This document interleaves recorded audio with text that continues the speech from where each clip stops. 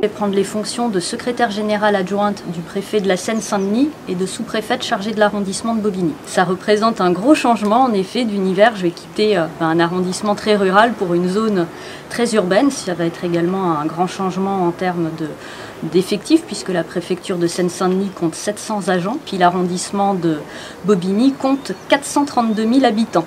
Je connais la région parisienne parce que j'y suis allée pour mes études, la fin de mes études. J'ai été en premier poste substitut du procureur au tribunal, ce qui s'appelait à l'époque tribunal de grande instance de Nanterre, et j'ai également été vice-procureur dans les Yvelines, à Versailles. La sécurité routière, je pense que c'est un sujet, une grande cause nationale sur laquelle il convient d'être vigilant en permanence. Ce qui était le gros sujet à mon arrivée, c'est que nous avions dans l'Yonne une accidentalité routière et une mortalité qui était 2,5 fois plus importante que celle au niveau national.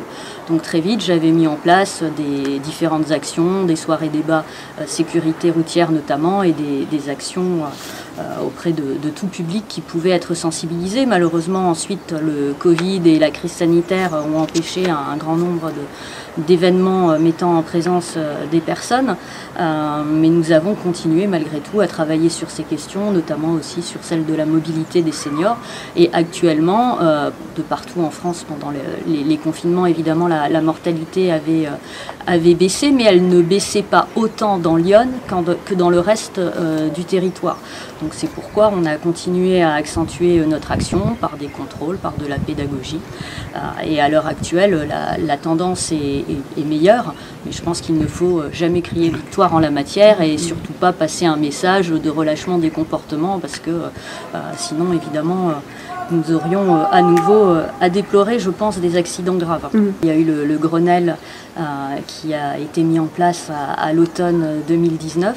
À partir de cette date, nous avons mis en place une cellule de prise en charge opérationnelle des femmes victimes de violences conjugales que je réunis à la préfecture d'Auxerre à peu près toutes les 6 semaines, et ça permet de mettre autour de la table toutes les personnes, les forces de l'ordre, les procureurs ou leurs substituts évidemment, les associations d'aide aux victimes, associations qui œuvrent aussi en matière de diffusion de connaissances des droits, le CIDFF, la déléguée départementale aux droits des femmes, Madame Ron, les intervenants sociaux en gendarmerie et en police, les structures d'hébergement d'urgence, et nous avons ajouté ensuite aussi les associations de tutelle et de curatelle, car les victimes ou les auteurs peuvent faire l'objet de telles mesures. Donc nous avons vraiment réussi à constituer un groupe qui se réunit très régulièrement et où nous examinons à chaque fois. C'est variable, je dirais, entre 60 et 80 situations où tout le monde va pouvoir donner des éléments. Il y a évidemment, bien sûr, aussi le conseil départemental pour tous les aspects sociaux. Et nous essayons aussi, même si l'objet principal, c'est les femmes victimes, d'avoir une approche qui concerne les enfants.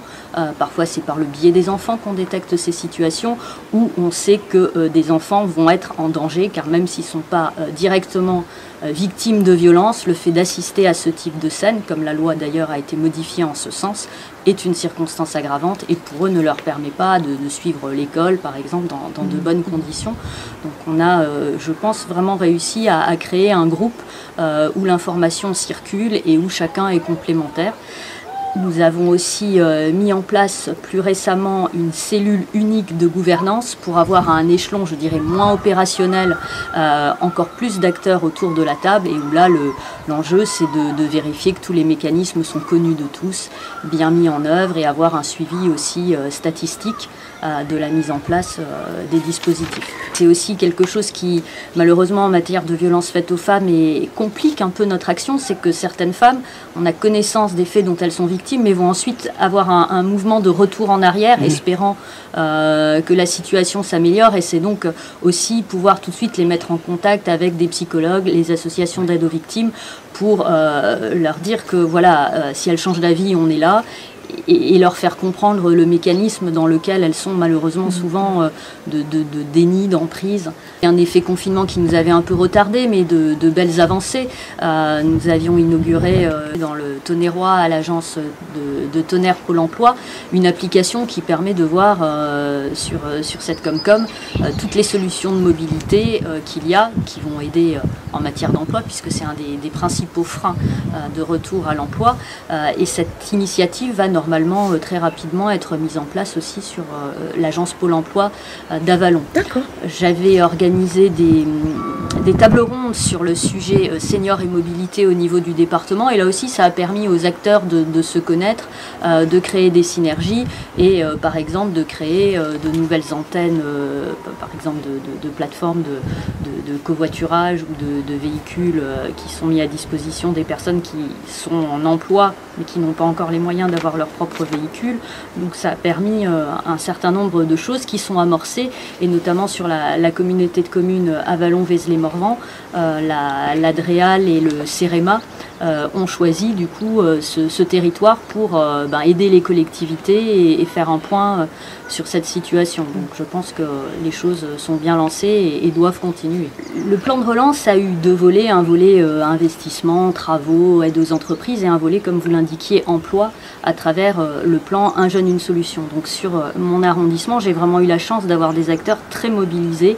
En premier, évidemment, la mission locale qui s'occupe des jeunes de 16 à 25 ans, et Pôle emploi également. Donc on a utilisé tous les outils et tous les financements qui étaient mis en place avec le plan Un jeune, une solution, et notamment, vous vous en souvenez, on a signé un certain nombre de contrats PEC ou CIE, Parcours Emploi Compétences, ou contrat initiative emploi, qui, en subventionnant ces emplois pour aider des personnes qui en sont éloignées, aider l'employeur à franchir ce pas de prendre quelqu'un qui est novice ou qui a été longtemps en inactivité. Donc on a fait, je trouve, plein de signatures où c'était même parfois émouvant de voir des personnes comme ça se lancer dans la vie active.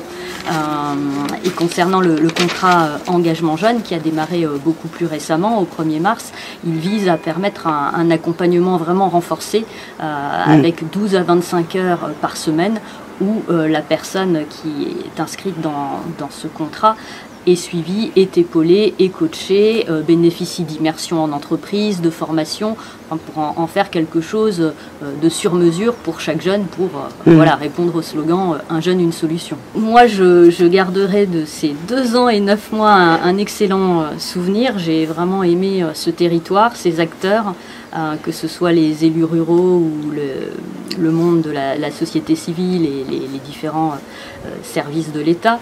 Donc à titre personnel, j'ai trouvé cette expérience dense, mais vraiment très enrichissante, qui m'a permis de découvrir beaucoup d'univers méconnus, comme le monde agricole, qui méritait une attention soutenue. Mon bilan, ça aura été le poste que j'ai occupé jusqu'à présent, qui a été mon poste préféré.